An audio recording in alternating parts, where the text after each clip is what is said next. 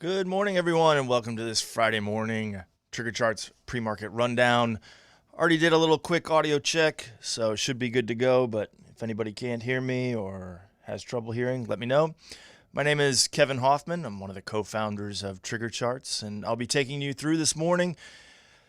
Got a lot to cover, but again, want to make sure I save some time for your symbols or your particular securities that you want to take a look at, see how they line up on the TriggerCharts Commander series, and get that discussion. But first, prior to that, some important disclosures.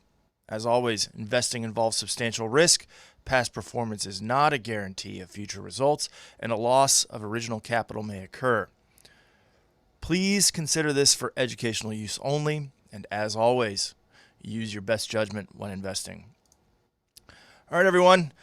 Got a down market this morning after some news from the Russia-Ukraine conflict.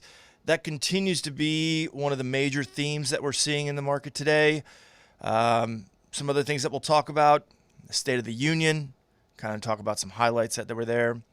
What's going on with the Federal Reserve? We had AAPL in with Congress on Wednesday and Thursday, kind of going over his plan.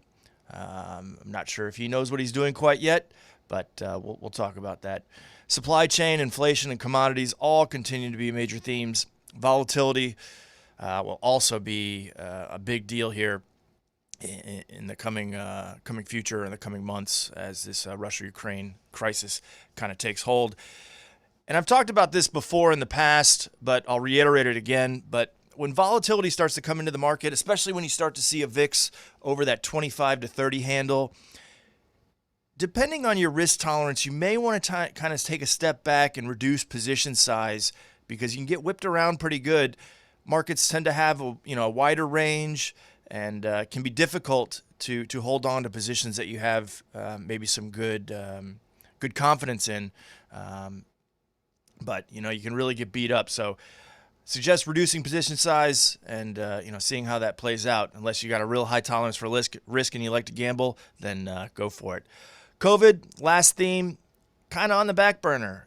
We heard from President Joe Biden saying basically, it doesn't need to control our lives anymore. But that's still out there. Moving on. Economics. This week we saw ISM manufacturing PMI at 58.6. That was a pretty good print considering that they were looking for 57.5. ISM services PMI came out yesterday, which may have caused some of the downturn in the market. At 56.5, they were looking for 61. So we'll take a look at that as well. ADP employment came out on Wednesday, 475,000 versus 388 they were looking for. Jobless claims continue lower as well, 215,000 versus 225. The big news this morning was non-farm payrolls and the unemployment rate. In addition to the Russia-Ukraine crisis, we saw payrolls come in at 678,000 versus 400, and the unemployment rate come in at 3.8%. They were looking for 3.9. And why is this important? This is important because this kind of puts a little bit more pressure on the Federal Reserve as more people are back to work. There's more money flow in the market. So it could be interesting to see what he does in March. There was a lot of talk of a 50 basis point push for the March meeting. I think it's on the 16th. But over Wednesday and Thursday, he kind of took a step back and then said he was only going to do 25 basis points. I think 50 basis points is probably still in the holster. But we'll take a quick look here, see what the Fed is, or what the market's pricing in. Currently, right now, for this March 16th meeting, you guys can see here, a 25 to 50 basis point hike is basically priced in at 94%. There's a small chance the market sees only 6% that they won't put a hike in.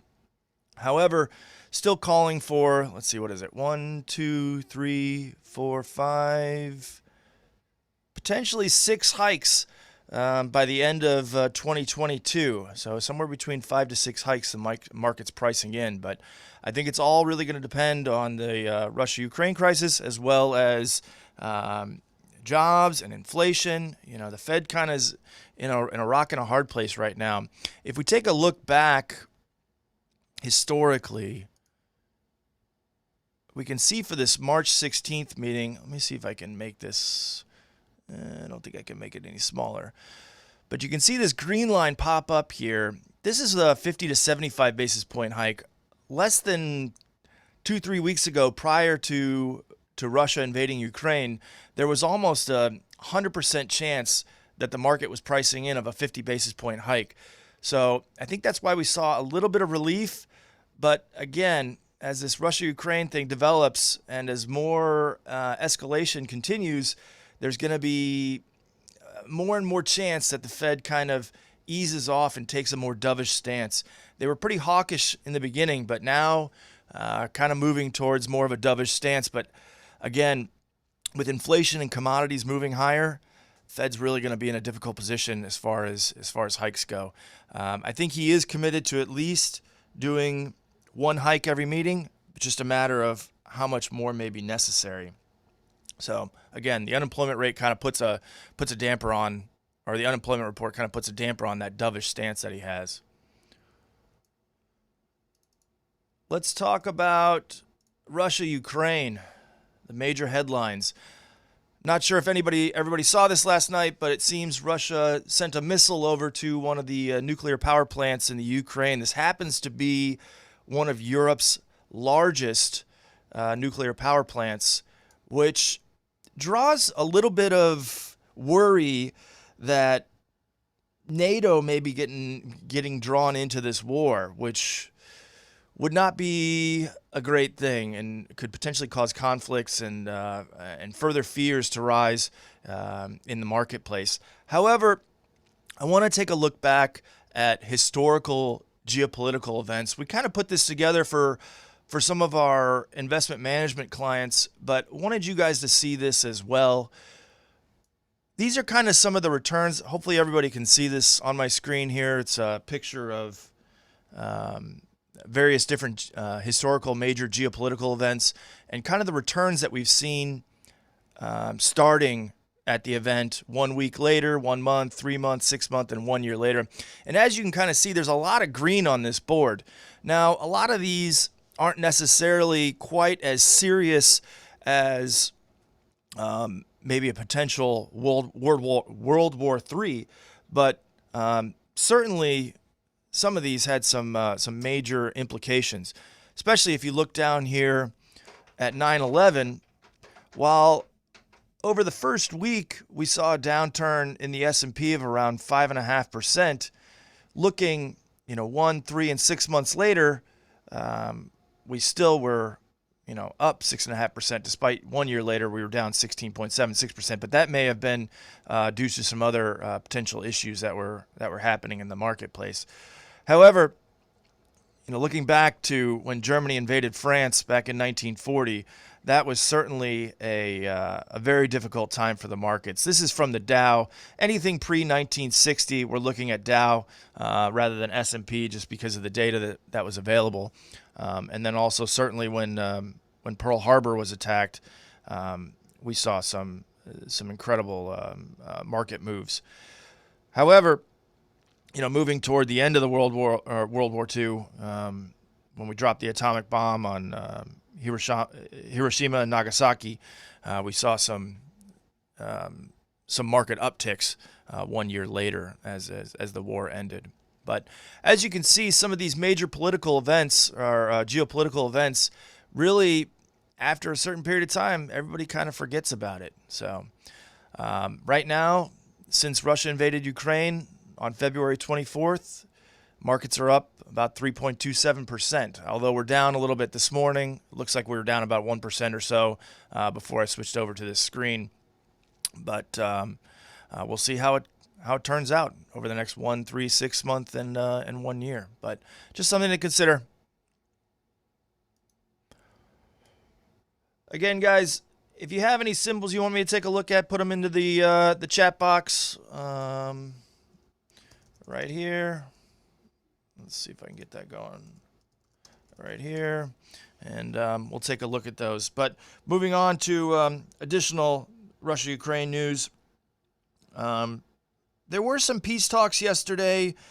Obviously, they failed as Russia escalated on that nuclear power plant attack.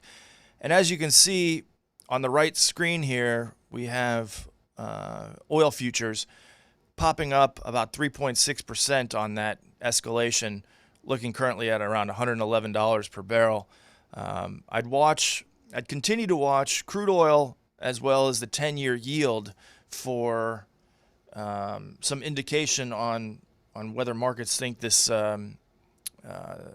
this crisis has some peace talks going on or not. There was a little bit of a flight to safety yesterday in the 10-year yield.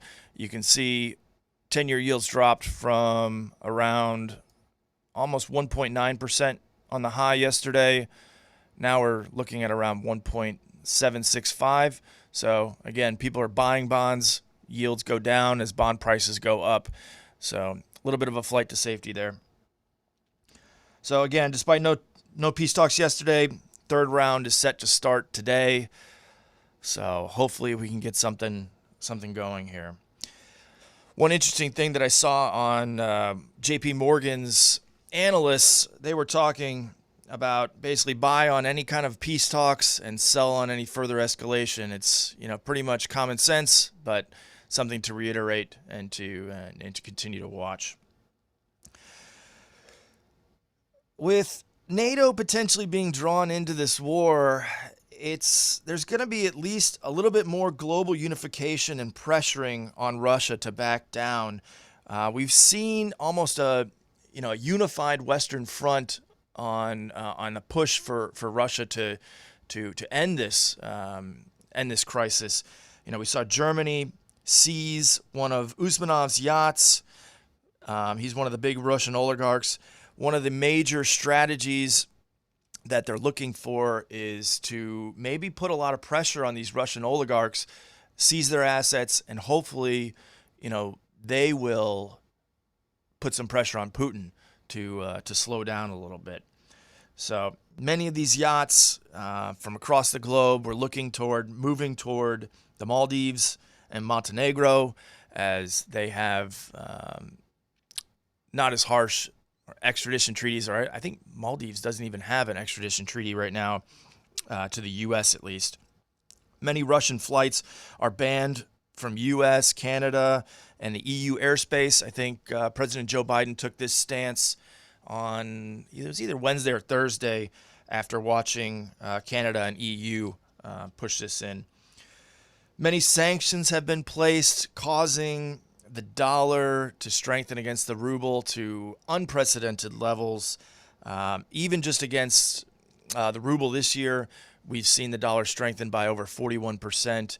It's crippling their economy. We saw yesterday one of the Russian stock market analysts drinking to the end of the Russian stock market. It was kind of an interesting and very solemn words. And I don't know if you guys saw the video or not, but it's worth pulling up and watching, as the news reporter had quite difficulty understanding what was happening and why it was happening, and she refused to believe that the end of the stock market was happening. But if we kind of take a look here at RSX, which is the ETF for the Russian index, we can see just from this year alone, we've moved from a 22 level all the way down to $5. So quite crippling on the Russian economy. And I'm not sure there's really any, let's see if there's any kind of support levels here. Looking back further and further, nope.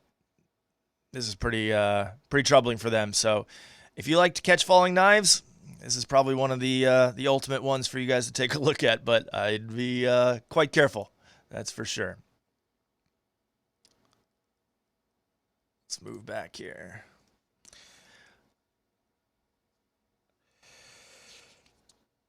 So with that said, Russia's central bank, in order to combat some of this ruble weakness, central banks have raised rates to over 20% to help curtail this, and inflation has run rampant over there, especially because a lot of the shipping companies have stopped imports and exports into Russia and out of Russia. Three of the major shipping companies, I think it's, what are the big three? Maersk, CMA, and who is the other one?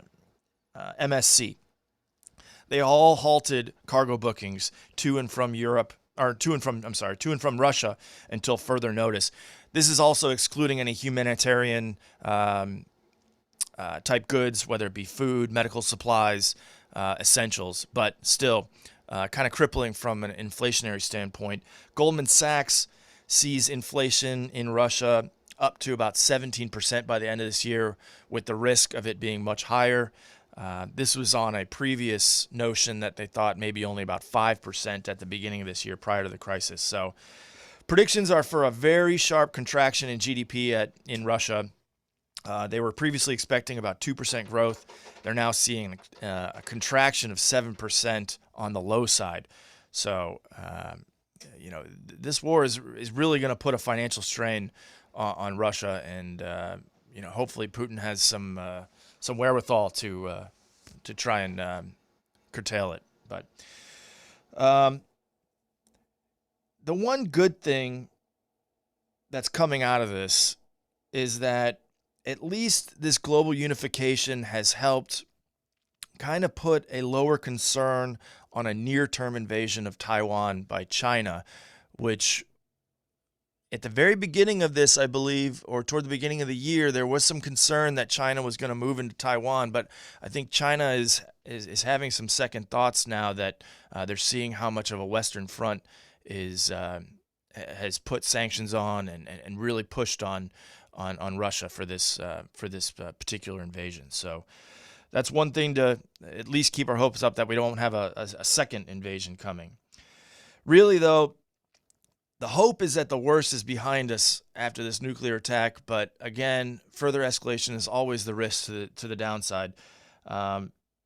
Many people are seeing that the announced sanctions, though severe, appear to have a limited impact on at least growth domestically here in the U.S., not necessarily abroad. So there may be some risks on EM stocks as well as EFA European stocks as well. Energy prices, they've been relatively contained, but certainly after looking at that, after we look at the oil futures, the risk is still to the upside, especially on oil and natural gas. Natural gas really is kind of kept relatively contained here. But Europe gets a lot of their natural gas from Russia and the Ukraine. But at least domestically, most of our natural gas comes, from inside the U.S. So hopefully we can keep at least this particular energy complex curtailed. The other thing is that central bank hawkishness is tempered, so we're seeing a little bit more dovish stance. Conflict is unlikely to spread more Eastern European countries, but again, with this nuclear attack, who knows if NATO will get involved. And that's about it. But hopefully the worst is behind us. We'll see. Before we talk about the State of the Union, I want to get to some of these stocks that you guys have pushed into the system here. I think there's one. Brian requested FL. That's Lowe's. FL. This is Foot Locker. On the retail front, I see that there may be some issues always with supply chain as well as wage growth, especially on the lower end. Looks like they may have come out with earnings potentially this week. That's why we had that gap down from 40 down to 28. Let's see if there's some support here, Brian, on Foot Locker. Got a little bit of support here down at 29 on the weekly chart. We did see some other retailers purport some pretty decent earnings. I want to take a look at that real quick. Nordstrom was one of those. They reported really good earnings. EPS at 129 versus 106 on revenues of 1.07 billion versus 1.05. Guidance, that was Zoom. Wow. I'm on the wrong page. Nordstrom had EPS of 123 versus 102 and revenues at 4.49 billion versus 4.35. Guidance, though, for Nordstrom was quite astounding. They pushed up their EPS for next year from $3.15 to $3.50. Previously, the market was looking for $2.01. That's why we saw this large jump on Nordstrom here. And as you can see on the daily chart, we're looking to fill this gap. That was probably from a previous earnings quote from 11/23. So we have a little bit of a gap to fill all the way up to 30 or so on Nordstrom. That's about $3, $3 to $4 in upside potential for Nordstrom there. So good guidance for Nordstrom and really good earnings, but certainly on a longer-term downtrend here for Nordstrom. Other retailers that we've seen to try and compare a little bit to Foot Locker, see if we can get anything from it. Target came out with pretty decent earnings. They beat on EPS, were short on revenues. I think a lot of guidance, again, is based on wage growth as well as supply chain concerns. So if we can get any of that kind of ironed out, then Target should have some more room to the upside. A little bit of a short-term downturn here on Target, but as you can see on this weekly chart, I don't know if you guys can see this on the radar here, this yellow is high volume here from the previous radar. So we had a lot of support there, which would have been signal to potentially have a buy side here down low if you wanted to catch that quick downturn and upturn. Best Buy, also another retailer pushing out pretty decent earnings at 273 versus 272, and revenues just falling short at 16.3. They're citing constraints on inventory as a problem with the revenues. However, they did increase their dividend to 88 cents per share. That's up 26%, and plans to buy back over $1.5 billion worth of stock over just this year alone. They did guide slightly lower than expectations for 2022, but certainly here we're above the top. If there's not further escalation from Russia, we may see a little bit of a bump higher on Best Buy. But seems like a lot of people are selling into any rally that comes forth with the Fed's hawkish stance. So just kind of be careful on the upside here. Let's see if there's any high volume. Nothing really up till about $121 on Best Buy. Someone else wanted to look at Hive, blockchain technologies. I think there's been a lot of concern in the marketplace as to how much blockchain really matters. Let's see if we can take a look at Bitcoin and see what it's doing. I know there was a little bump higher in the previous days. It looks very similar to the Bitcoin chart, I have to admit. Down a little bit this morning, I think down 1.8% on Bitcoin. But Hive, again, very similar chart. You have some support here. I mean, this is a classic consolidation type chart on the weekly, however volatile it may be. 575 all the way down to 167 on consolidation. So, if you're trying to play the outsides, this might be the outside to play here on Hive, at least from a weekly standpoint, depending on how long your time frame is. Last but not least, I think I see Apple requested here. Again, as these altimeters, if you guys can see them here, the red, the blue, and the green, as they get wider, that means increased volatility. On the weekly chart, on a longer term, we're in a no-trade environment, kind of in the middle of this range, of this consolidation. Similarly, on the daily chart, we're also looking at that. There is some really good volume at price and really good support here around 163 or so on Apple. Looks like it's trading at 164.5 right now. So take that with a grain of salt. Next level of support down around 150 or so. In a little bit of a shorter term downtrend, but I think Apple has their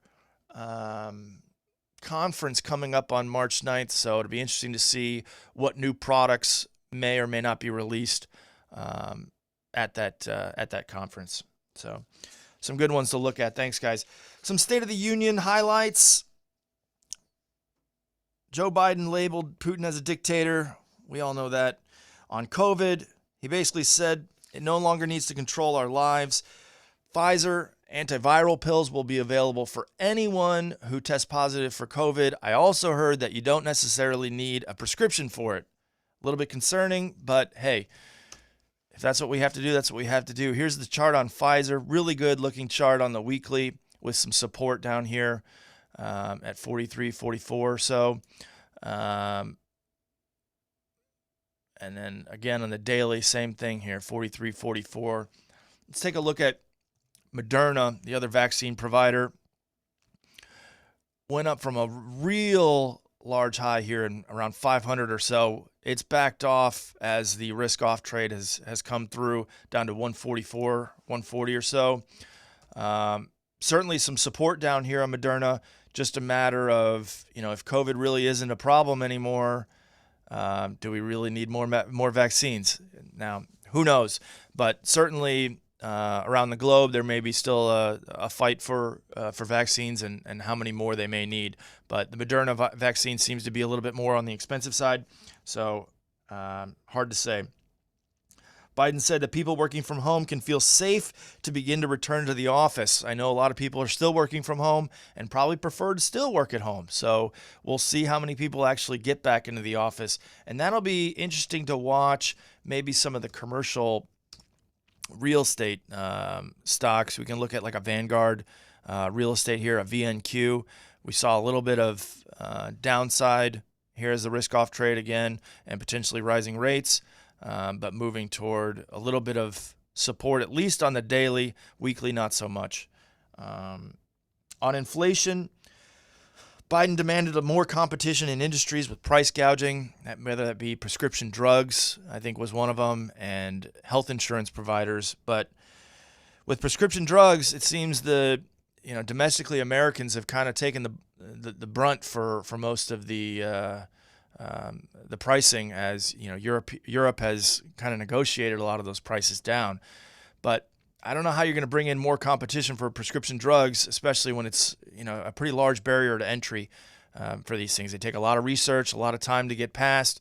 So I'm not sure how he's going to introduce more competition in that particular place.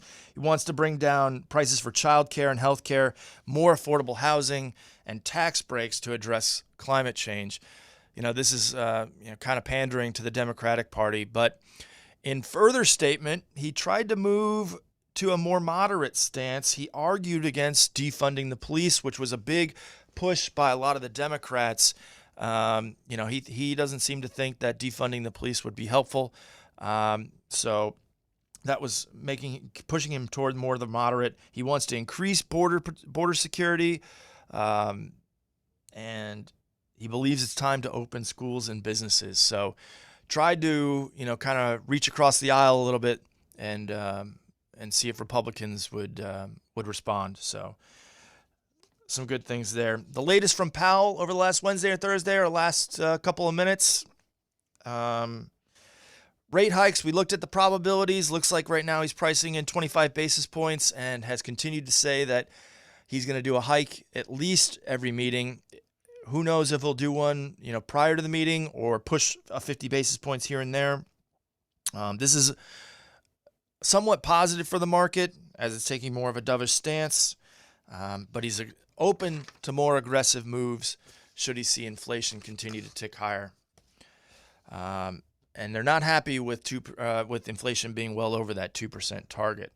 So Russia-Ukraine conflict has injected some uncertainty into the economic outlook, both domestically and globally, and believes that commodity pressure, could continue further, and that commodity pressure is difficult to combat with interest rate moves. So, that's going to be more on geopolitical problems. On his quote, he basically said, "We are going to avoid adding any more uncertainty to the marketplace, to what is already an extraordinarily challenging and uncertain moment." This is a key kind of quote here from Jay Powell as it further reiterates that backing off of the hawkish stance. So looks like markets are opening up soon, but just quickly, he sees the labor market extremely tight and noted that strong wage gains, particularly for low earners and minorities. So this could be problematic again for inflation as employment continues to tick higher. So again, watch Russia, Ukraine, and just make sure that you buy on the peace talks and sell on any further escalation. Thanks, guys, for joining me today. Look forward to seeing you next week, and have a good trading day and a good weekend. Thank you. Bye-bye.